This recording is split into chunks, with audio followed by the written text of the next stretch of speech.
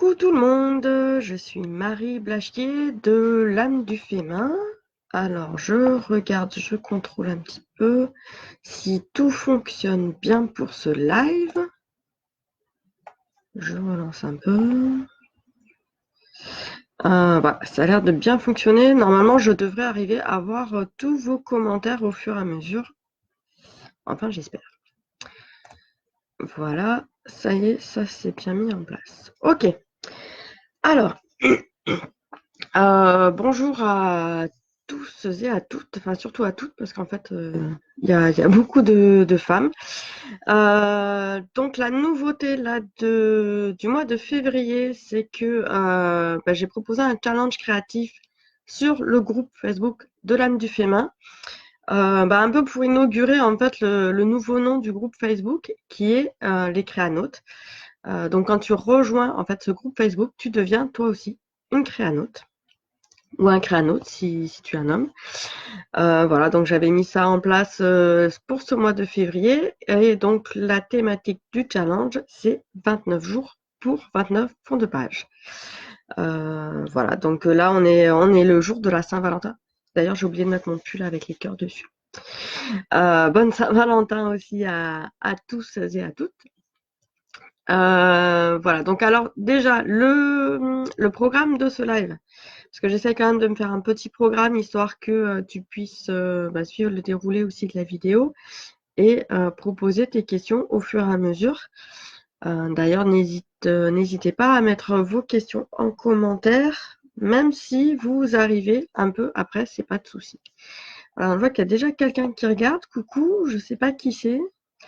Ne pas hésiter à proposer du coup, à dire bonjour. Si tu as des questions, allez t'inscrire également en commentaire et j'y répondrai. Je ferai des petites pauses pour regarder sur l'ordinateur et pouvoir répondre aux questions. Voilà. Alors le programme, voilà, j'en étais au programme de ce live. En fait, j'ai repris un peu les questions qu'il y avait là sur le groupe et ça m'a permis de faire le programme du live. Après avoir fait un fond de page, on fait quoi? C'est une grande question à laquelle je vais répondre. Et d'ailleurs, je vais répondre et je vais rentrer un peu plus dans les détails. On va parler aussi de la reliure. Alors, je vais parler globalement de la reliure parce qu'en fait, j'ai vu qu'il y avait beaucoup de personnes qui faisaient le challenge de fond de page sur des pages libres et pas forcément dans un carnet créatif, etc. Donc voilà, parler de comment on peut regrouper ces pages et qu'est-ce qu'on peut en faire déjà et quels sont les types de reliures qui sont faciles à mettre en place pour un art journal par exemple.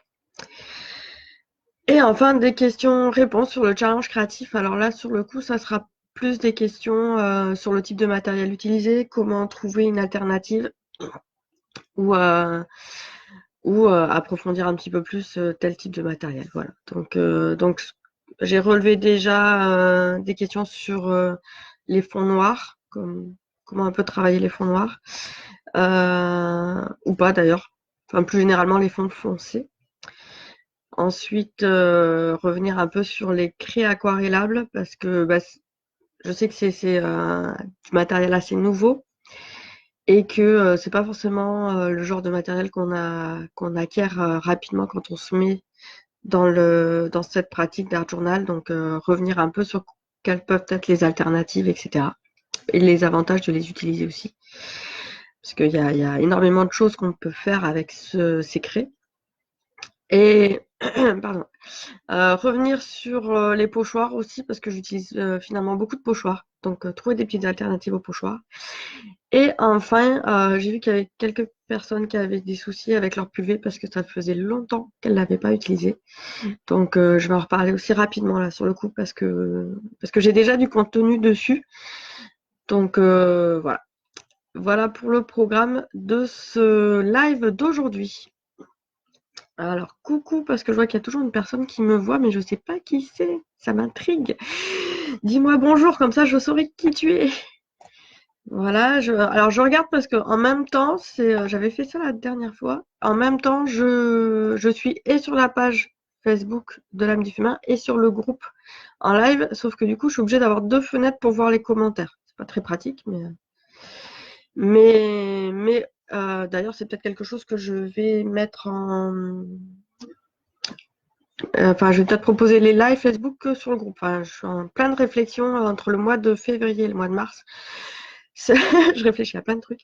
Je pense qu'il va y avoir voilà, des modifications entre fin février et mars sur, enfin, c'est des petites modifications sur la façon dont vont se faire les lives et les publications entre le groupe, la page, parce que je vois qu'il y a pas mal de gens qui arrivent sur le groupe qui sont pas forcément inscrits à la page. Je trouve ça dommage du coup que ces personnes-là passent à côté d'une partie de mes contenus, des contenus sur, enfin voilà, des contenus des partages et de l'interaction.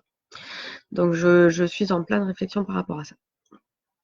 Voilà, donc après avoir fait un fond de page, qu'est-ce qu'on fait? Ben, on refait un fond de page. Alors tu vas voir que là, tout au long du mois de février, tu vas avoir beaucoup de techniques. Alors c'est sûr, c'est en accéléré, enfin quelque part, c'est fait pour que tu perdes pas du temps à regarder la vidéo chaque jour, mais que tu passes plus de temps à créer toi-même un fond de page. C'est pour ça que j'ai fait quelque chose d'assez court, hein. C'est des vidéos tous les jours qui font à peu près 2 à 3 minutes maximum pour t'inspirer et donner une impulsion pour créer ton fond de page.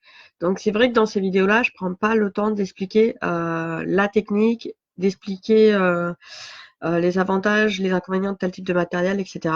Enfin, c'est pas le but de toute façon. Le but c'est vraiment d'amorcer en fait, de donner l'inspiration chaque jour pour créer un nouveau fond de page qui soit différent de celui de la veille.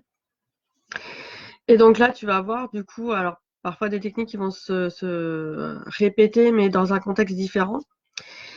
Et en fait, pour construire une page d'art journaling, bah, ce sont ces mêmes techniques qu'on va juste apposer les unes aux autres.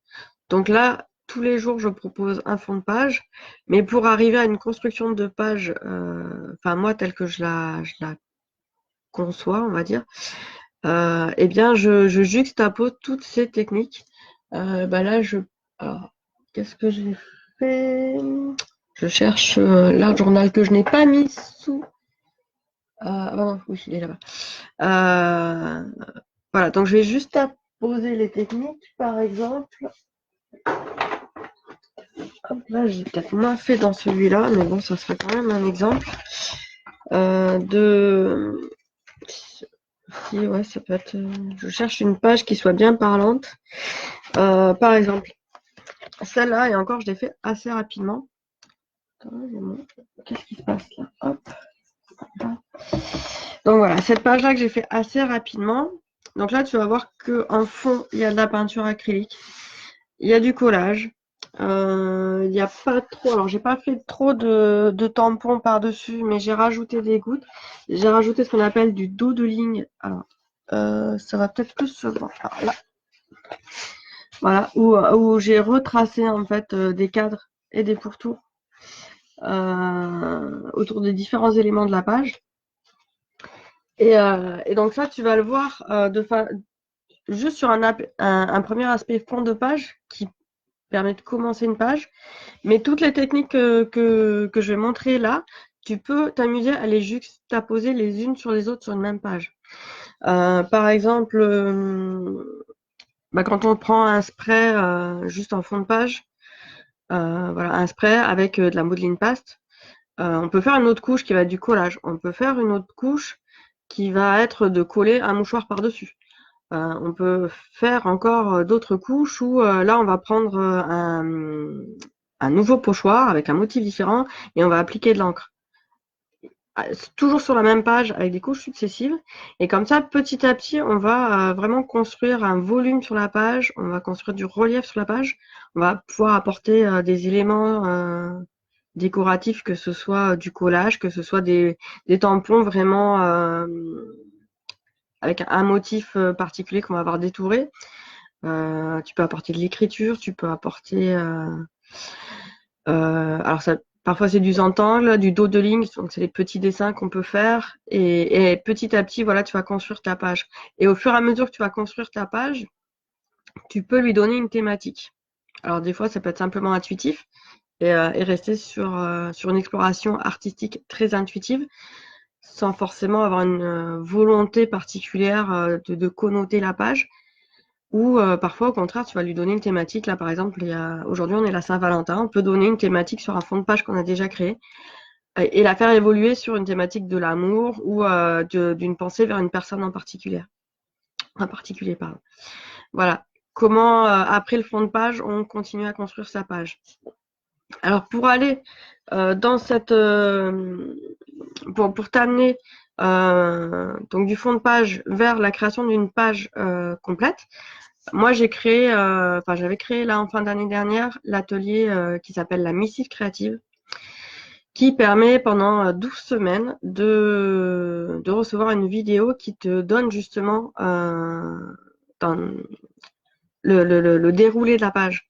Donc, tu pars d'un carnet vierge, en fait, où je t'explique, moi, en fait, le travail du fond de la page, toujours avec, en fait, une nouvelle thématique. Donc là, sur le coup, j'amène vraiment une thématique dans laquelle on va avoir l'élan de créer la page, une réflexion ou une intention, voilà, plus une intention. Et donc, à travers cette intention, créer la page, à amener des nouvelles techniques aussi différentes. Et là, sur le coup, vraiment mieux expliquer, bien expliquer. Et avec après pas mal de sources d'inspiration autour de cette thématique chaque semaine. Et bien sûr, après, un échange par des commentaires, par des échanges de photos, etc. Toujours dans cet espace en fait d'atelier, atelier formation. Et donc voilà. Donc si ça t'intéresse d'aller plus loin avec tes pages, avec tes fonds de page, et que tu as envie d'avoir vraiment la construction d'une page de A à Z, les missives créatives sont là pour toi. Elles sont là pour déjà te donner de l'inspiration, te donner confiance en créant, en étant accompagné dans ta création, en te donnant une certaine régularité, parce que là, sur le coup, c'est une vidéo par semaine, donc ça laisse quand même le temps de trouver. En général, la vidéo va durer une demi-heure. Derrière, il faut compter un temps de création entre 1 heure et 2 heures. Après, ça dépend de ton temps disponible et du temps que tu prends à faire les choses, simplement. Et voilà, donc je pense que sur 7 jours, c'est facile d'arriver à libérer 2 heures, même si on le fait en plusieurs étapes d'une demi-heure, par exemple, ou de se libérer l'après-midi, le week-end ou une soirée pour faire tout ça.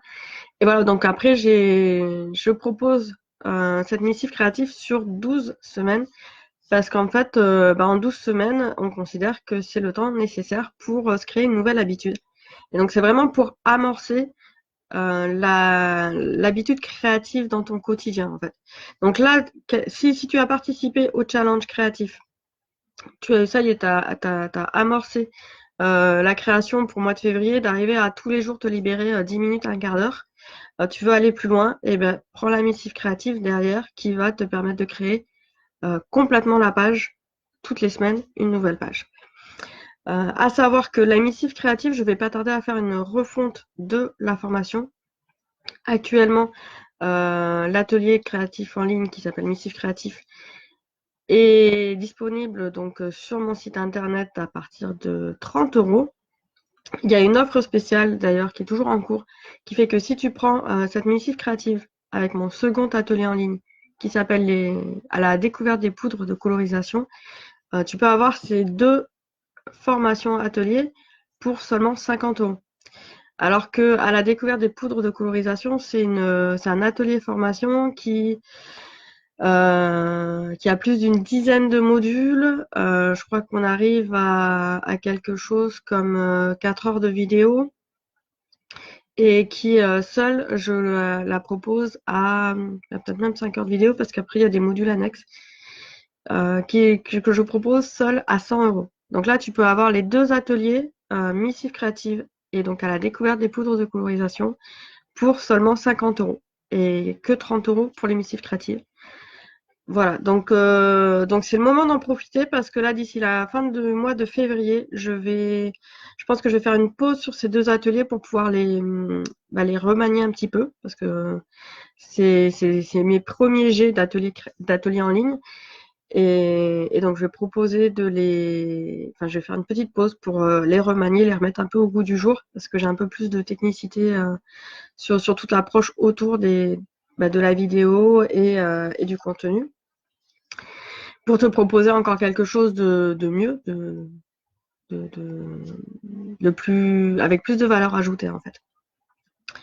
Et donc forcément, je vais en profiter pour remettre les offres à plat. Donc c'est sûr que l'offre couplée des 2 modules d'atelier en ligne va disparaître. Donc c'est vraiment le moment d'en profiter. Là, au mois de février, si tu veux aller plus loin, tu souscris maintenant, j'allais dire. Et ça n'empêchera pas, par contre, du coup, de bénéficier de la refonte de ces ateliers. Parce que tu auras toujours accès derrière et tu auras justement accès à la refonte. Donc c'est le moment d'en profiter parce que déjà, tu auras une offre qui est très très abordable pour 30 €. Tu auras 12 semaines d'ateliers en ligne qui vont apparaître chaque semaine dans ta boîte mail.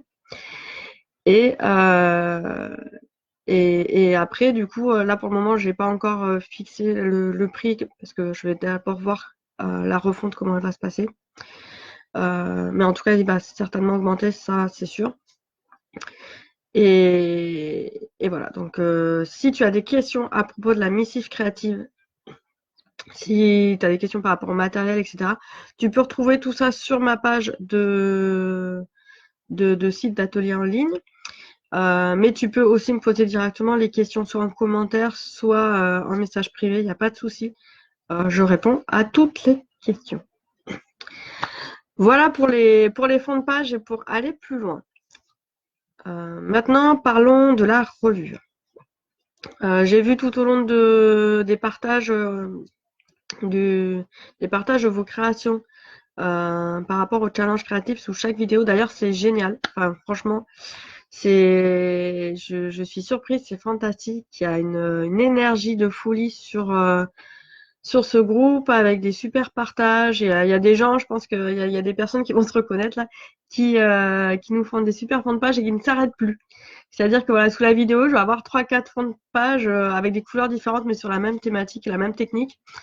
Moi, je trouve ça génial. Enfin, c'est vrai que une fois qu'on a sorti son matériel, en fait, c'est un peu comme quand on va à la salle de sport, hein, il faut le temps de mettre le jogging et tout. On n'est pas forcément sur le coup motivé pour se dire faut sortir dehors, etc. Là, c'est un peu pareil. On a l'impression que c'est un peu dur de ressortir son matériel des placards, mais que les personnes qui participent là au challenge, une fois qu'elles ont sorti leur matériel, elles s'arrêtent plus, elles partagent. C'est génial.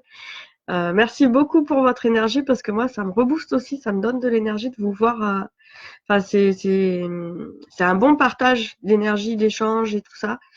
Continuez comme ça parce que vous êtes au top.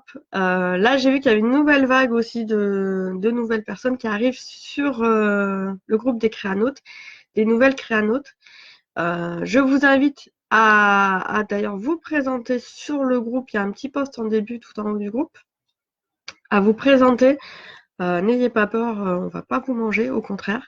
Ça va permettre de connaître les personnes, d'avoir peut-être des affinités parce que y a pas que des personnes qui font de l'art journaling ou des carnets créatifs. Je vois qu'il y a beaucoup de personnes qui ont plusieurs passions, qui vont avoir de la couture, le tricot, les perles, enfin plein de choses. Et c'est la meilleure façon en fait d'échanger autour de ces passions. Même si moi j'oriente plus particulièrement mes créations autour des carnets créatifs, rien ne vous empêche de parler d'autres choses, d'autres choses créatives, on reste dans l'univers créatif quand même, sur la communauté des créanautes. C'est d'ailleurs pour ça que j'ai appelé ça créanautes. Que vous êtes des créanautes, c'est que vous créez. On ne se limite pas à que de l'art journaling. Voilà. Donc par rapport à tous ces partages, j'ai vu beaucoup de personnes qui étaient sur des fonds de pages, en fait des pages libres, et qui travaillaient leur fond de page sur des pages libres. Il n'y a pas de souci, c'est pas un problème. Après, par contre, c'est vrai que si vous partez dans l'idée de faire un carnet créatif, va falloir rassembler toutes ces feuilles. Donc, à savoir déjà que les fonds de page que vous créez, vous n'êtes pas obligé d'en faire forcément un carnet. Enfin, l'idée, c'est de vraiment ouvrir sa créativité, d'être ouvert à tout. Donc, moi, je force personne à forcément travailler dans un carnet. Enfin, moi, ça me pose pas de problème, en fait.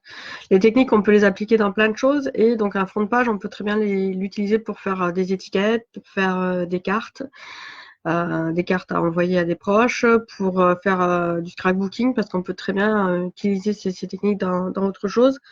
On peut les utiliser pour faire des tableaux ou des cadres avec des dessins par-dessus, etc. Enfin, c'est très très vaste en fait enfin, ce qu'on appelle l'univers du mix média en fait. C'est-à-dire le mélange de différentes techniques sur un support. C'est très très vaste. Ça peut être pour des tableaux, ça peut être pour des objets qu'on va altérer, c'est-à-dire qu'on va transformer. Voilà. Donc pour revenir, si tu as envie de revenir par rapport à tes feuilles, si tu as envie de revenir sur un format carnet, alors moi je suis pas experte en reliure. J'en connais d'autres. Si ça t'intéresse, je pourrais essayer d'avoir des personnes qui interviennent pour vraiment t'expliquer les techniques de reliure avec de la ficelle, avec des pliages particuliers. Moi, c'est pas mon domaine de prédilection, donc je serais peut-être pas. Je peux faire des recherches, mais je serais pas forcément la mieux placée pour ça. Donc moi, je vais t'expliquer mes techniques simples en fait, parce que moi aussi, ça m'arrive d'avoir des feuilles libres. Et donc, mes premières techniques simples, ça a été de travailler avec des petits carnets. Et après, en fait, j'ai rajouté des pages à ces carnets-là. Et la reliure, c'est simple, ce sont 2 anneaux, des petits anneaux. Donc là, j'en ai un avec des plus grands anneaux en diamètre. L'avantage d'un anneau, c'est que il suffit d'avoir juste une perforette et puis on peut relier facilement. Alors là, il n'y en a que 2, mais on peut en faire des reliures à 3 ou 4 anneaux sur du coup des plus grandes longueurs. Ça, c'est super facile à mettre en place. Il suffit d'une perforate. Des anneaux, ça coûte pas très cher. Ça se trouve dans toutes les merceries. Et ça peut se réouvrir. Donc, on peut rajouter comme on veut. Ça fait un peu comme un classeur, en fait. D'ailleurs, tu peux utiliser une base de classeur. Tu peux utiliser une base d'album de scrapbooking. Tu peux utiliser ce genre de matériel également. Ce que j'aime beaucoup, moi, aussi, alors par contre, c'est un petit peu plus cher que juste les anneaux. Ce sont les anneaux comme ça alors, je ne veux pas dire de bêtises. C'est les anneaux de planeur. À chaque fois, j'oublie la marque. C'est pas grave. C'est Big Planner, je crois. Alors, le truc, c'est que là, par contre, il faut une perforatrice particulière. Alors, je vais la chercher, elle est là-haut. Voilà, donc là, voilà, c'est Happy Planner. C'est Happy Planner qui propose ça. Donc là, c'est une très grosse perforatrice qui permet de faire des découpes de pages. Et l'avantage de ces cahiers-là, c'est un peu comme les anneaux en fait, c'est que ça fait des pages qui peuvent s'enlever facilement. Donc là, on voit la découpe de la perforate. Et on va pouvoir insérer les anneaux. Et il existe des anneaux de différentes tailles, de différents diamètres. Et comme ça, on peut créer facilement son album, son carnet. Et ça permet de pouvoir travailler sur l'épaisseur, en fait. Quand tu as des pages, des créations avec des épaisseurs différentes, tu vas pas être tu vas pas être embêté en fait par la reliure d'un cahier qui va pas forcément bien se fermer. Parce que là, par exemple, là, c'est mon art journal du moment. Voilà. Là, tu vois que la reliure, j'en suis même pas à la moitié, en fait. Et il y a beaucoup de fonds de pages qui sont pas terminés. Je vais apporter encore du volume par-dessus. Et je pense vers la fin, là, la reliure va vraiment pas aimer tout le volume que je vais avoir apporté parce que, en fait, celui-là de cahier était fait pour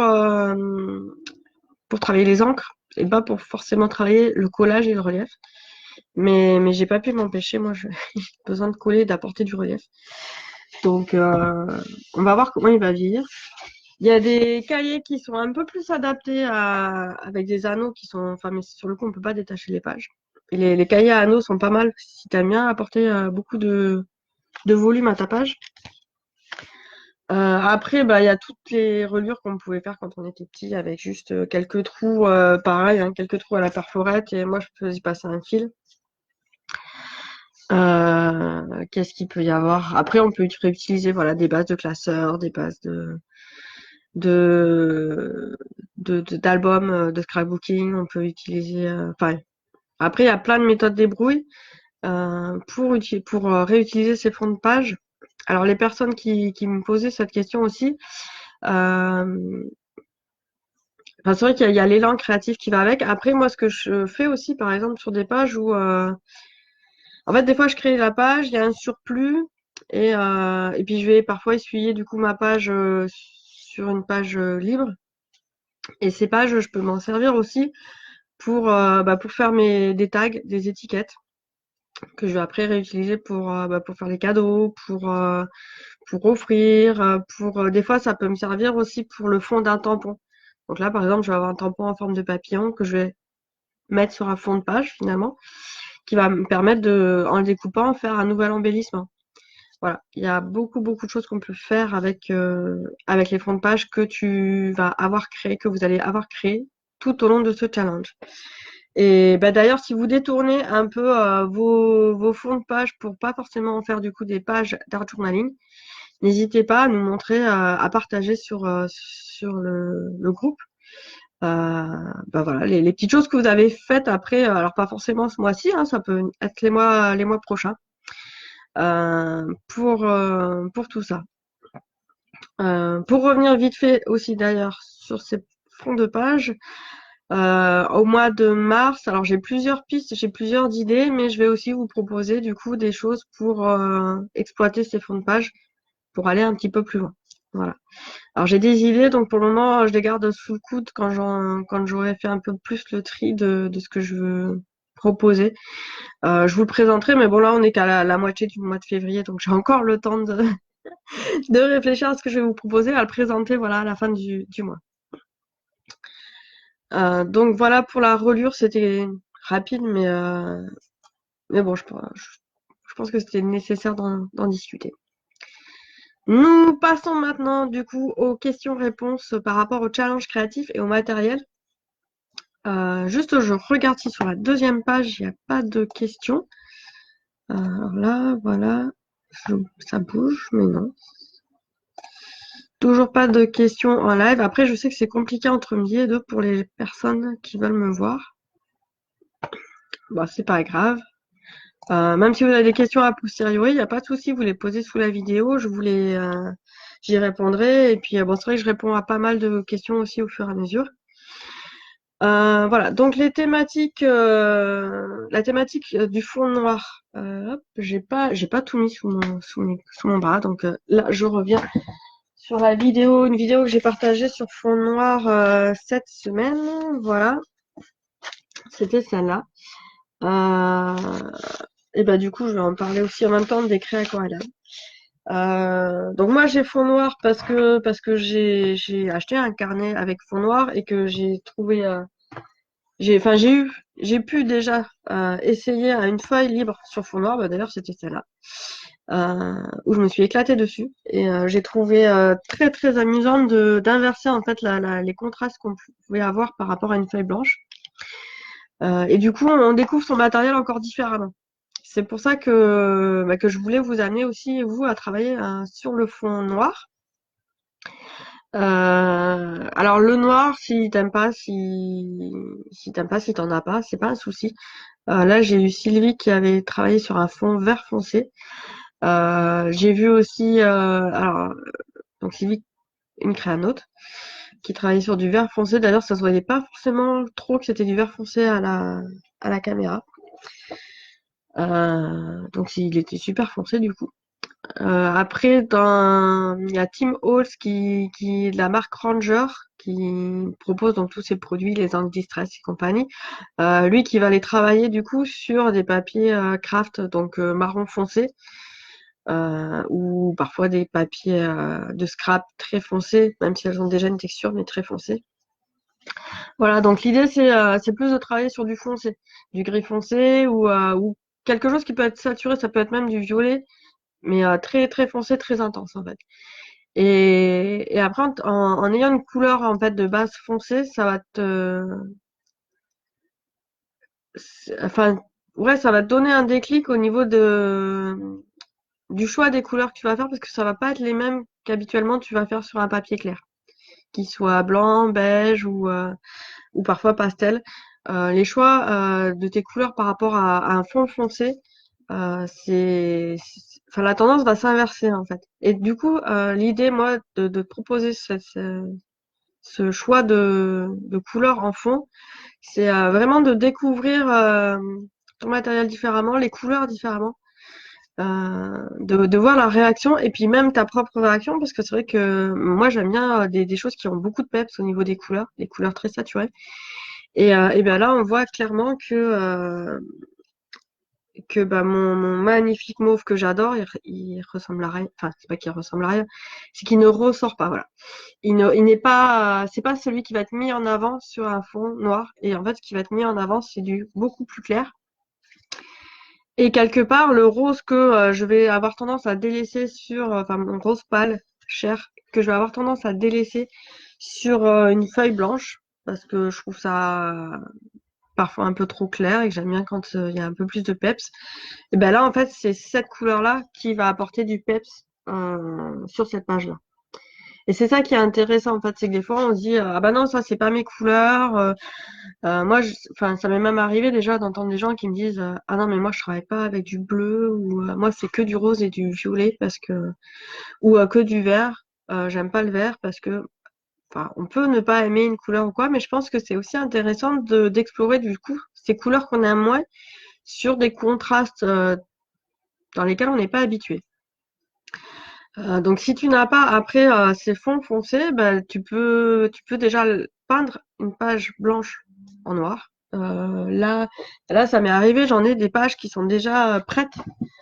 Quand je me verse trop de peinture noire, par exemple, ou là, dans ce carnet-là, ben voilà, c'est un carnet avec des feuilles blanches au départ et il me restait de la peinture noire. Je me suis préparé un fond noir sur ce carnet-là. Alors que voilà, c'est bien un carnet avec des pages blanches. Donc si tu n'as pas de feuilles noires déjà teintées dans la masse, on va dire, tu peux te préparer un fond foncé. Donc tu peux prendre quelque chose de vert foncé, un mauve très, très foncé, un bleu très foncé. Avec le bleu très foncé, on peut faire un ciel étoilé par exemple. Voilà, il y a beaucoup, beaucoup de possibilités et l'idée c'est de s'amuser comme ça avec les contrastes, avec des couleurs qu'on n'a pas l'habitude, c'est assez rigolo.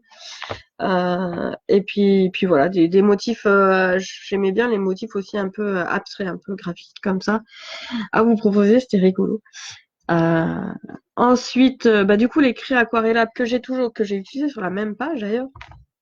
Là c'était, donc il existe en ce moment sur le commerce, on peut trouver assez facilement en craie aquarellable que j'ai utilisé pour ce fond-là, les Neocolors 2.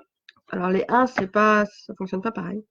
Donc c'est bien les Neocolors 2 et les Gelato. Donc ça se présente, du coup j'en ai de partout.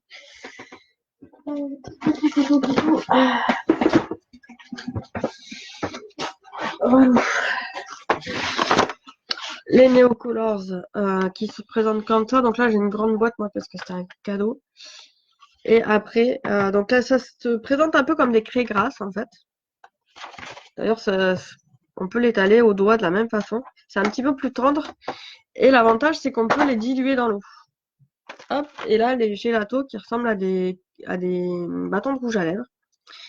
Euh, alors, on va dire que les deux, donc les gélatos, c'est la marque Faber-Castell. Les Neocolors 2, c'est Caran d'Arche. Voilà. Donc, c'est deux marques de Beaux-Arts, de produits des Beaux-Arts. Et il y a un choix de couleurs énorme, c'est génial.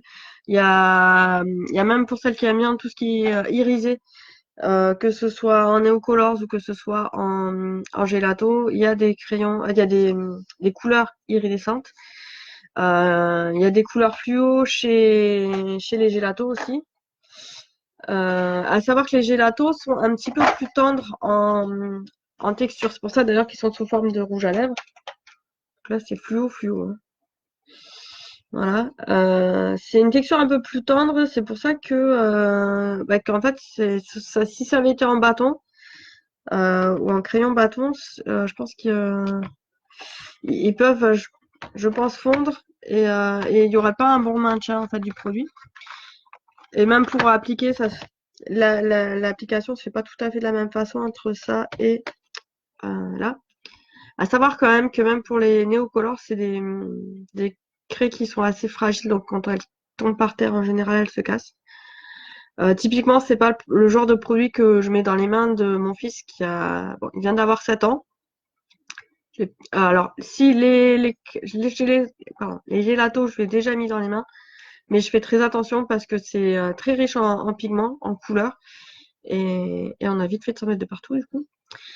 Euh, et puis en fait, le pas de vis aussi, bon pour un adulte ça va très bien, mais alors pour un enfant, il y en a quelques-uns où à force ça fait comme un stick à lèvres en fait, et à force ça sort plus correctement. Quand c'est un enfant qui l'utilise, hein, bien évidemment.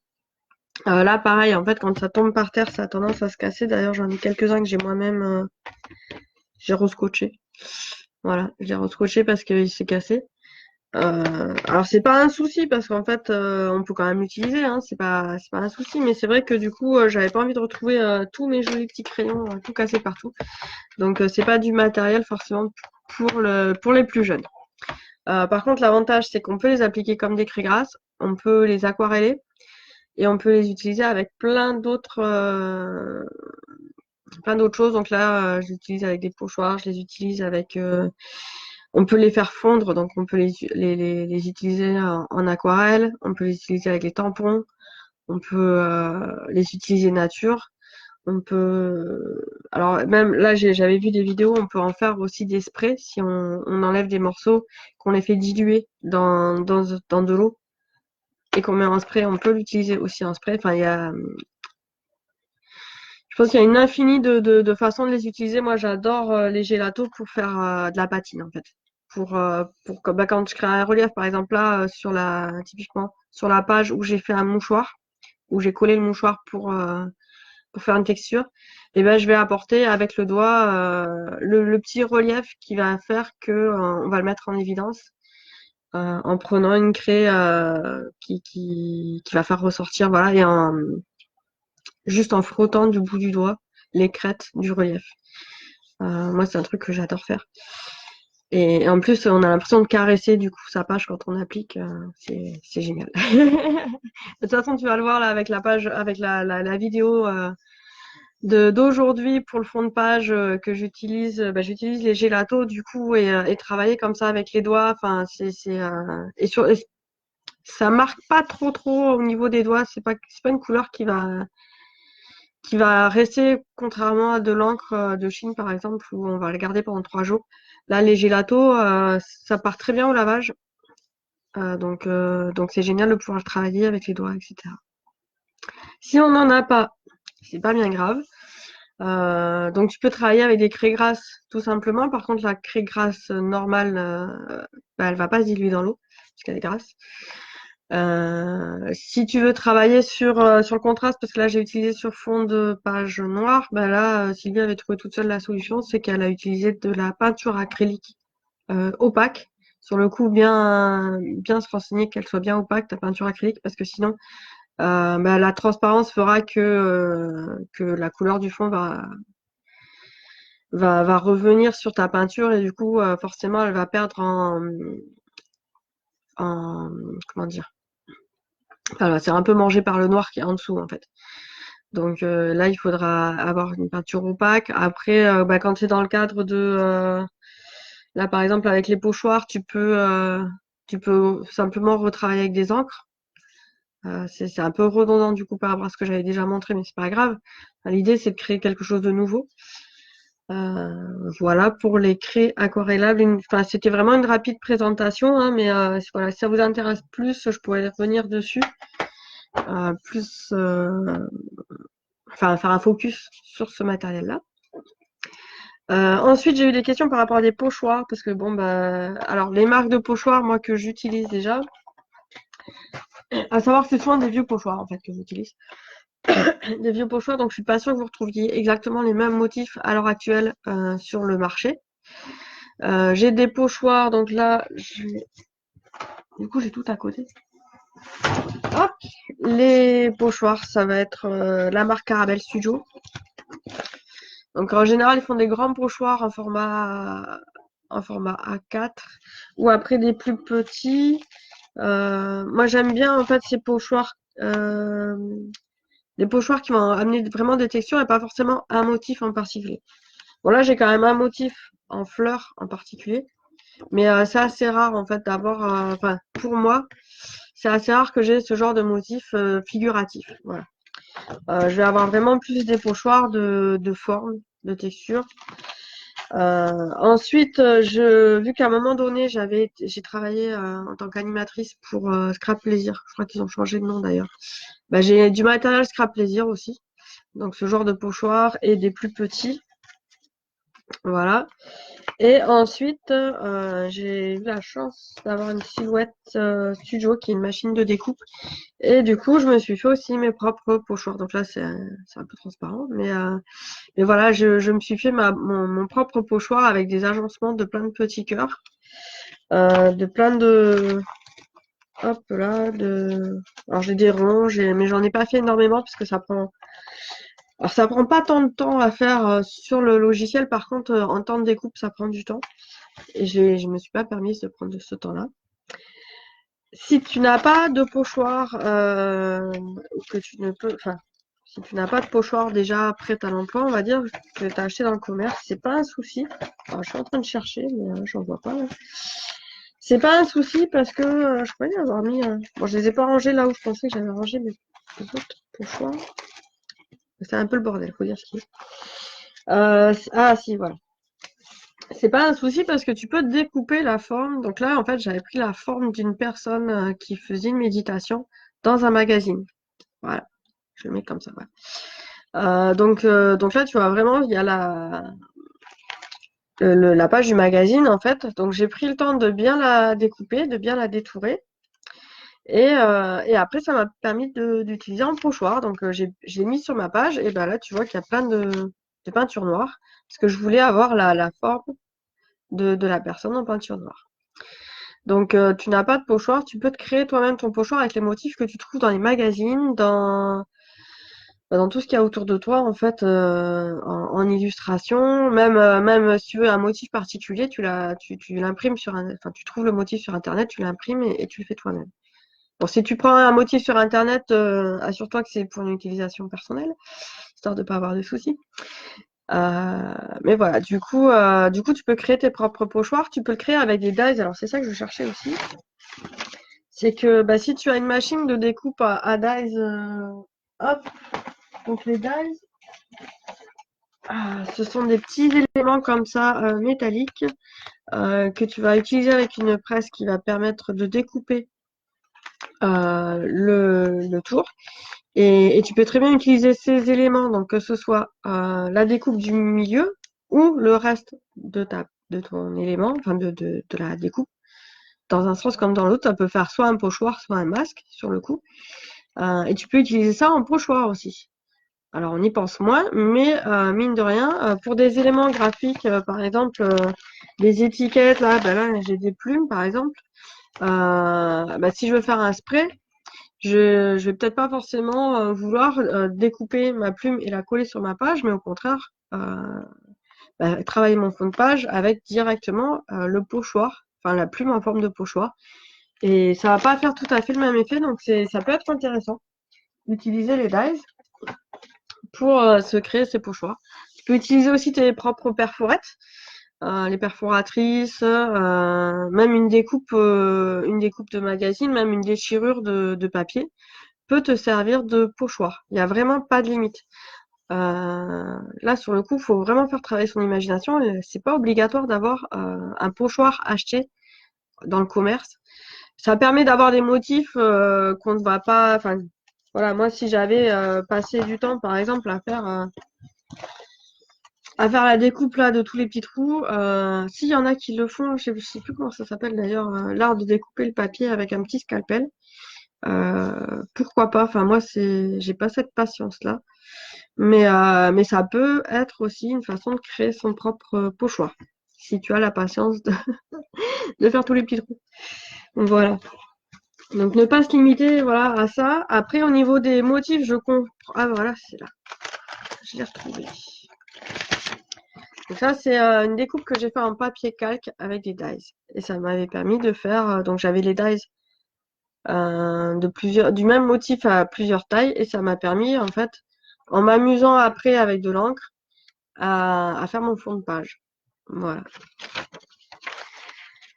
Euh, oui, pour les motifs que j'utilise, que ce soit pour les tampons, les pochoirs, moi c'est mon propre matériel pour le moment.